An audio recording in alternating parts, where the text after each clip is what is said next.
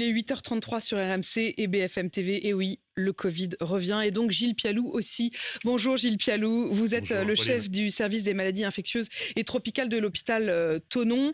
On va aussi parler de la situation de l'hôpital parce que vous faites partie de ceux qui alertaient. Mais justement, c'est particulièrement préoccupant que dans cette situation où l'hôpital est à bout, eh bien, le Covid revient. 80 000 cas de Covid en 24 heures. De nouveaux cas, de nouveaux variants. Un retour du masque. Je précise d'ailleurs que vous avez remis le masque ce matin. Gilles Pialou, il faut donc s'inquiéter ? Vous avez remis la table courte. Oui, vous aviez j'avoue. Une table plus longue pendant le Covid. Exactement, vous avez raison de le dire. Ici, dans ce studio, nous avions élargi la table au moment où on était dans les contraintes du Covid. Nous l'avons remise telle qu'elle était avant. Est-ce que vous êtes en train de me dire qu'il va falloir que je remette la rallonge ? Non, disons qu'on est dans une situation qui est complexe, mais avec des armes qui sont différentes d'avant. Donc, on est avec des variants, on va en parler tout à l'heure, de BA5, etc., qui sont hautement contagieux, qui sont un peu des avions furtifs, c'est-à-dire qui passent en dessous des défenses immunitaires. Ça, c'est une vraie complexité de la bande d'Omicron, qui a commencé avec BA1, BA2, etc. Et puis, ça, c'est la première chose. Deuxièmement, on est à distance. Pour beaucoup de gens, on est à distance de la troisième dose. Ça, c'est la deuxième raison pour laquelle ça augmente. On est à distance aussi avec maintenant une période très longue, très festive, fête de la musique, etc., avec des mesures barrières qui ont été proches de zéro, il faut le dire. Hein. Moi, c'est un peu symbolique, le masque, c'est pas la situation. Je pense qu'effectivement, il y a des gens qui vont devoir remettre le masque parce que la contrainte ne viendra pas. On est dans une situation politique, je ne sais pas si on va en parler, où les prises de décision vont être encore plus complexes dans le chaos qu'on nous a annoncé. Et donc, les décisions qui vont aller dans le sens de la contrainte vont être très compliquées. Il va falloir un consensus. Donc, je pense qu'il y a une responsabilité individuelle. C'est pour ça que j'avais dit à un moment, j'avais reçu bien d'insultes, j'avais dit on aura des vagues qu'on mérite, mais parce qu'il y a un appel à la responsabilité individuelle sur le port du masque dans les transports en commun. C'est pas parce qu'il n'est pas obligatoire qu'il n'est pas conseillé, franchement, et surtout avec ces... Alors on va rentrer dans le détail. On va rentrer justement dans le détail de ces variants, mais vous l'évoquez de vous-même. Il y avait eu cette phrase un peu culpabilisatrice que vous aviez lancée en disant les Français auront les vagues qu'ils méritent. Et au fond, quand vous dites que il y aura pas de contraintes politiques, c'est la même chose pour les politiques. On a les politiques qu'on mérite, on a la situation qu'on mérite, et la conclusion que vous en tirez, c'est à chacun de faire en sorte de se protéger, à chacun d'être responsable. Oui, parce qu'on a une 7e vague avec un variant ultra transmissible, encore plus transmissible que les premiers Omicron. Donc ça, c'est la première chose. Deuxièmement, même si effectivement pour l'instant on ne voit pas d'impact important sur l'hospitalisation et sur la réanimation, et ça c'est très important, mais il faut attendre aussi que cette augmentation, puisque ça a triplé, vous l'aviez dit dans les sujets précédents, ça a triplé en 3 semaines le nombre de cas, de voir l'impact que ce triplement a sur l'hospitalisation. Mais c'est vrai que pour l'instant, Omicron n'a pas rempli les hôpitaux, mais il faut rappeler aussi qu'on n'a jamais été à zéro. On a toujours eu des malades. Moi, j'ai toujours eu des malades et on ne sait jamais... Toujours eu des malades et toujours des morts. Il y a 50 morts par jour encore en France voilà, alors ça, du Covid. C'est pour ceux qui nous expliquent que c'est un rhume. C'est pas tout à fait un rhume, d'abord. Et puis, il y a cet angle mort qui continue. C'est 8 millions de personnes qui sont accessibles au deuxième rappel. Vous savez, ce qu'on appelle le deuxième rappel, parce que c'est comme ça qu'il faut le dire, parce que 5e dose, c'est compliqué. Le deuxième rappel, il y a encore 8 millions de gens à récupérer. Donc, il y a encore du monde à convaincre, à la fois de se protéger, de protéger ceux qui sont le plus à risque, je pense aux immunodéprimés, aux personnes âgées, à ceux qui sont très à distance du dernier vaccin. Vous avez parlé de ces variants très contagieux. Ils s'appellent BA5 et BA4. C'est eux qui se propagent en ce moment même en Europe ? Alors c'est BA5 parce qu'on l'a déjà vu en Afrique du Sud, puis on l'a déjà vu au Portugal. Alors tout le monde dit, ah ben oui, mais au Portugal, c'est déjà en train de redescendre. Oui, mais les Portugais ont une situation particulière, ils n'ont pas connu une vague BA1 comme nous, on a eu... Peut-être BA1, c'est à partir de novembre, rappelez, c'est le premier Omicron, novembre en Afrique du Sud, décembre chez nous, et puis après le BA5 est effectivement actuellement majoritaire, puisque c'est à peu près 65% des nouvelles contaminations. Ce BA5, il se manifeste comment ? Quelle est sa spécificité ? D'abord, sur les symptômes, est-ce que ça entraîne des formes graves du Covid ? Alors, il y a des formes graves de tous les Covid, il faut être clair, quand essentiellement vous avez à la fois pas de vaccination ou une vaccination incomplète, c'est un premier facteur de gravité. Le deuxième, c'est d'avoir des comorbidités. On voit beaucoup de gens, par exemple, qui décompensent des insuffisances respiratoires à cause d'Omicron. Donc, ce n'est pas directement Omicron qui les met en réanimation, mais c'est leur état de base qui est déséquilibré par Omicron. Et Omicron, troisièmement, c'est l'étincelle, quoi. C'est l'étincelle, exactement. C'est ça qu'on voit le plus. Alors à un moment aussi, les gens ont dit ah oui, mais c'est des Covid accessoires. En gros, ils viennent pour une jambe cassée, ils ont le Covid. C'est pas du tout ça. J'ai des gens qui ont des maladies de base qui décompensent à cause de Omicron, donc avec un mélange des deux. Et puis le dernier élément aussi, il faut le dire, c'est que c'est un élément positif. On a accès à un traitement qui est sous-prescrit en France. Ça s'appelle le Paxlovid. J'ai absolument aucun lien d'intérêt avec la firme. Le Paxlovid, j'en ai pris moi-même quand parce que j'ai des facteurs de risque cardiovasculaire. Ça diminue de 85% le passage à des formes graves et à la mortalité. Il faut le prendre quand ? Il faut le prendre dans les 5 jours. Alors, c'est donc quelque chose qui Je voudrais qu'on suive le fil. Vous avez on a des armes. Ceux qui nous écoutent aujourd'hui, ils ont des symptômes. Les symptômes, c'est les mêmes que le Covid classique. C'est quoi déjà. Il faut continuer à se dépister. Donc, on a un symptôme. J'imagine qu'on va se dépister que quand on a un symptôme là aujourd'hui. Bien sûr. Donc on a un symptôme, on a de la toux, on a de la fièvre, on a mal à la gorge, on a quoi ? C'est ça à peu près ? Alors les formes. Alors votre question c'est de savoir est-ce que BA5 est plus grave que les autres. Pour l'instant on n'a pas ces données-là et on n'a pas de signaux qui montreraient que ça soit plus grave. C'est très important. On l'avait montré avec Delta, on l'a montré avec Alpha, etc. Vous savez les variants sud-africains et anglais. On l'a pas encore montré avec Omicron qu'il y avait plus de gravité. Donc on a des symptômes, en tout cas. On a des symptômes. Alors les symptômes sont un peu différents. Il y a moins de signes respiratoires. Il y a moins d'atteintes respiratoires classiques. Vous savez, on a commencé cette maladie en disant que c'était une maladie respiratoire. Il y a moins de signes respiratoires. Il y a plus de signes à type de syndrome grippal, c'est-à-dire avec des fièvres très importantes. Moi, j'avais l'impression d'avoir la dengue. J'avais 40, des frissons, etc. Donc, je suis pas le seul.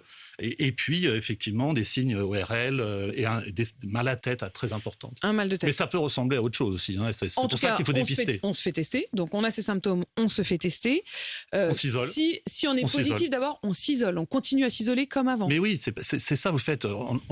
Je suis désolé, mais d'être chaque fois l'oiseau de mauvais augure, mais on a enlevé les obligations et d'un coup les gens ont oublié qu'il y avait quand même une logique individuelle et collective à se tester, parce que quand on se teste et qu'on sait qu'on est positif, et vous le savez, la nature humaine est comme ça, on n'a pas le même comportement de prévention. On fait plus attention, on met un masque à FFP2 pour pas contaminer ses proches, surtout ceux qui sont fragiles ou pas suffisamment vaccinés. Donc il faut se dépister. En plus, ça permet de suivre quel virus on a. Donc se dépister, aller chez le docteur et prendre donc ce médicament. Alors ça, il y a des indications, il y a des critères. C'est pas tout le monde qui prend ce médicament. C'est pas le médicament contre la grippe qu'on prescrit. Il faut avoir des critères de gravité. C'est à voir avec son Toubib en fonction des différents symptômes et des différents comorbidités, comme on dit, que vous avez. On s'isole combien de temps ? Pareil qu'avant, 7 jours ? On n'a pas bougé, oui. On n'a pas bougé cet élément-là. Quand on est vacciné, on s'isole moins longtemps, on se reteste pour vérifier qu'on est plus positif ?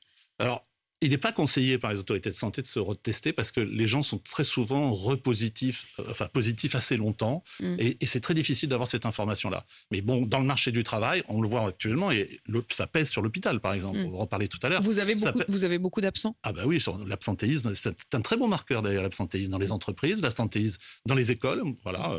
J'ai tout là, j'ai absentéisme à l'école, absentéisme à l'université et absentéisme dans le service. Et ça, c'est le constat que l'épidémie repart. Oui, on en est à 85 000 à peu près. Donc c'est évidemment, alors on dit ah oui, on est monté à 350 000, mais on est prudent et franchement, on a un peu d'humilité parce qu'on n'a pas tout compris de ces virus. Gilles Pialou, est-ce que ce fameux BA5 résiste au vaccin, ou est-ce que si on est vacciné classiquement, si on a fait ces 2 doses ou ces 3 doses, c'est bon ? Disons que les gens qui ont pas de maladie associée, de comorbidité et qui ont eu les 3 doses vont échapper globalement aux formes sévères, à l'hospitalisation. Ça, c'est très important.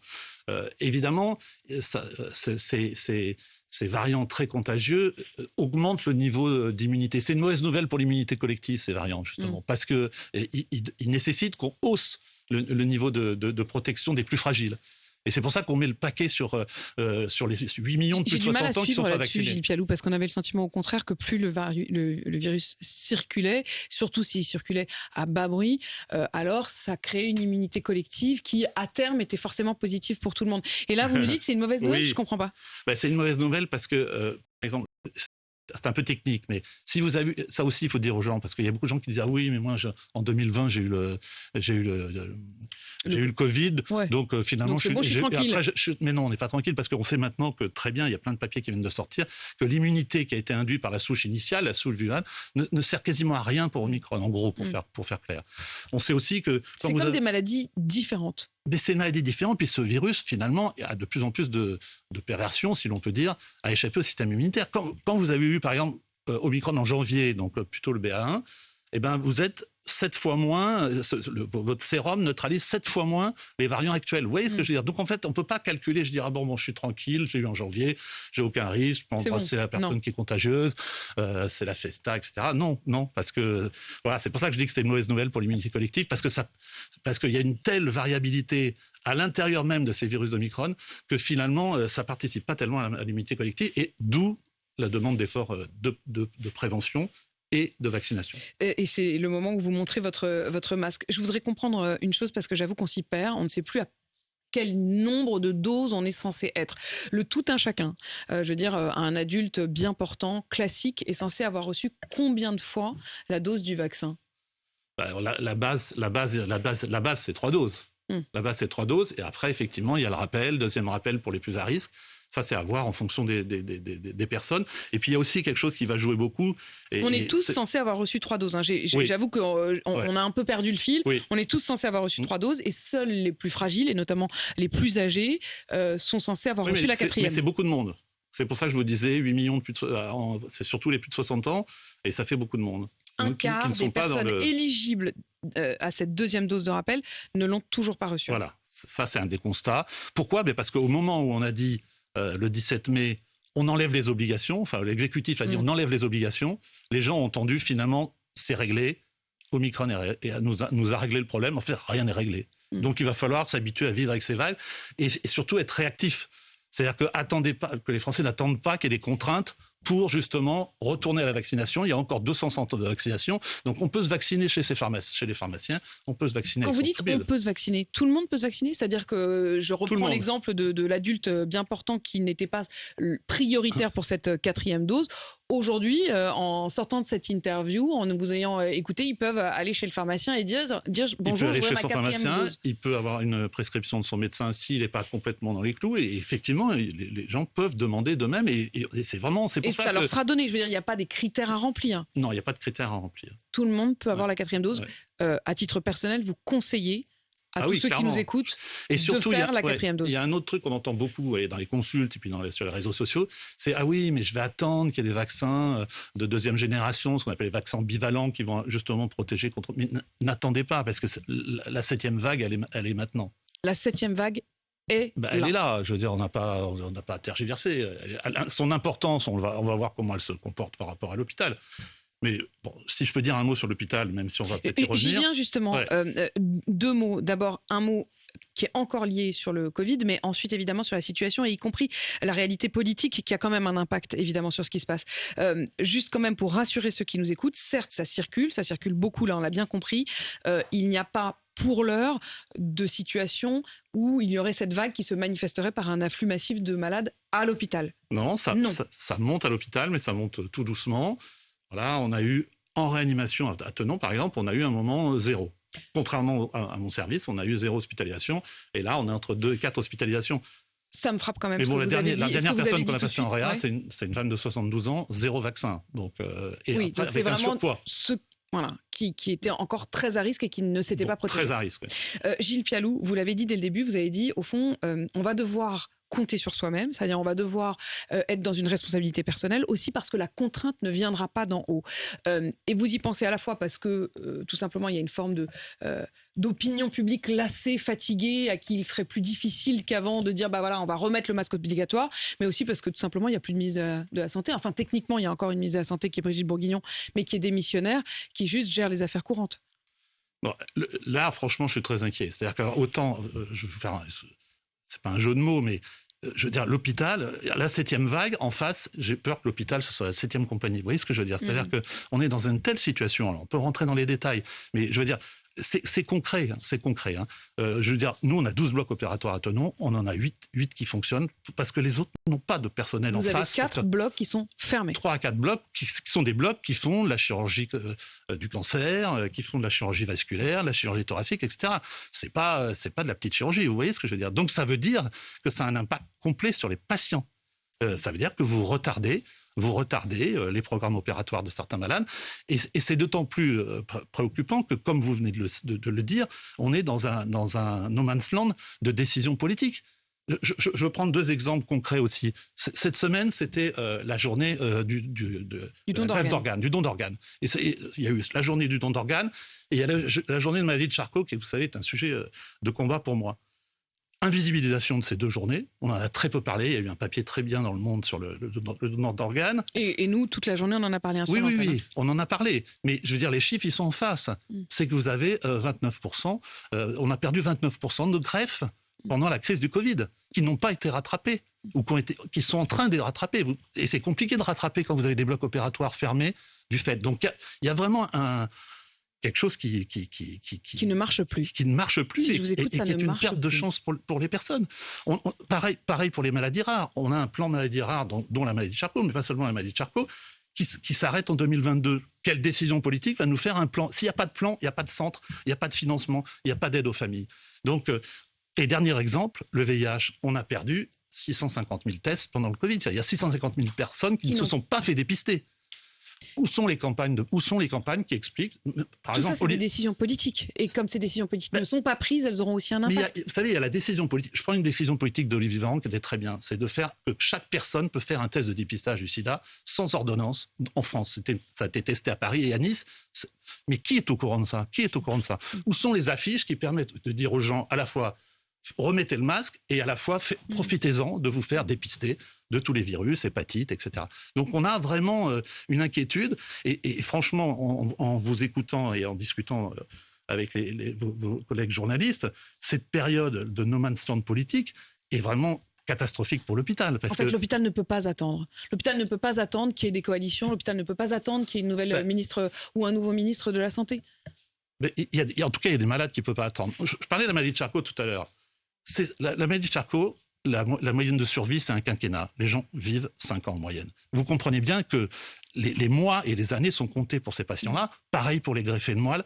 Il y a eu une lettre dans le Canard enchaîné de la Société française de greffe de moelle qui s'inquiète aussi d'avoir un retard, du recul. Il y a les associations de greffés rénaux, les Rénalou, qui se sont aussi inquiétés du retard à la greffe, du fait de l'absence de personnel. Et c'est inaudible pour les patients. C'est inaudible. L'absence de décision politique. Il y a aussi cette bombe à retardement. 3 millions de rendez-vous qui ont été annulés à l'hôpital en 2020 et en 2021 à cause du Covid.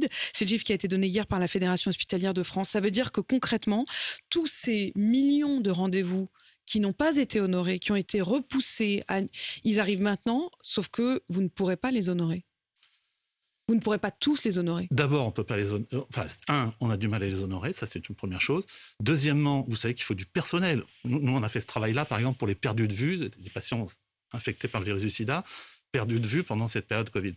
Mais c'est un travail titanesque. Enfin, il faut mettre 2 personnes à plein temps, parce qu'il faut vérifier les adresses, appeler les gens, les recontacter, tout ça, c'est un travail titanesque. Quand vous êtes en pression, à la fois du personnel d'accueil, à la fois du personnel infirmier, parce qu'il faudra en parler un jour des infirmières en France, et un jour, il va falloir prendre des décisions sur les infirmières. Mais vous seriez aux manettes, vous prendriez quoi comme décision ? Déjà, il faut revoir tout le système de formation des infirmières. Mais il y a des solutions, elles circulent. Il y a à peu près, sur Parcoursup, il y a un vrai problème sur Parcoursup. Il y a à peu près... Ça oui, il y a plein de problèmes sur Parcoursup. Mais en effet, ils ont des conséquences, comme vous le dites, tangibles. Il y a 600 000 demandes, par exemple, d'écoles d'infirmières. Il y en a 39 000 places dans les écoles d'infirmières. Il y en a 10% qui ne terminent même pas l'école d'infirmière. Et plus encore, il y en a 20 à 30% qui vont quitter le boulot d'infirmière dans les 5 ans. Donc il y a un vrai problème de découragement, parce que la rémunération, par attraction parce que le rythme, privé, par non-valorisation du travail de nuit, qui est quand même une urgence. Vous savez ce que c'est de travailler de nuit ? C'est quand même très fatigant. Emmanuel Macron avait mandaté François Braun il y a un mois pour rendre un flash rapport sur l'hôpital, une mission flash. Ce rapport doit être rendu mardi. Est-ce que vous en attendez quelque chose ? Est-ce que vous vous dites ça, c'est quand même le début d'un truc ?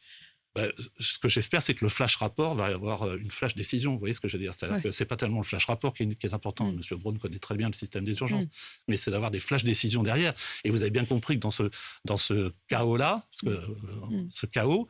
Enfin, c'est l'hôpital qui est KO aussi debout. On joue un peu sur les mots. En fait, je vous sens complètement. Je vous ai souvent interrogé ici. Vous aviez une inquiétude grave sur la sévérité du virus, les conséquences. Mais là, vous avez une inquiétude de fond. Et je vous sens comme ne sachant plus où trouver prise. Mais c'est ça l'histoire. Je vous ai dit, on s'est réunis les chefs de service de Thonon. Finalement, c'était un groupe baline. Chacun disait ce qui allait pas. Mais en fait, mettre des solutions en face, on les a pas. Je prends un exemple concret. Moi, j'aurai à la fin du mois de juillet 36% de mes infirmières qui manquent, mais j'ai absolument pas la main sur le recrutement. C'est pas moi qui vais les chercher.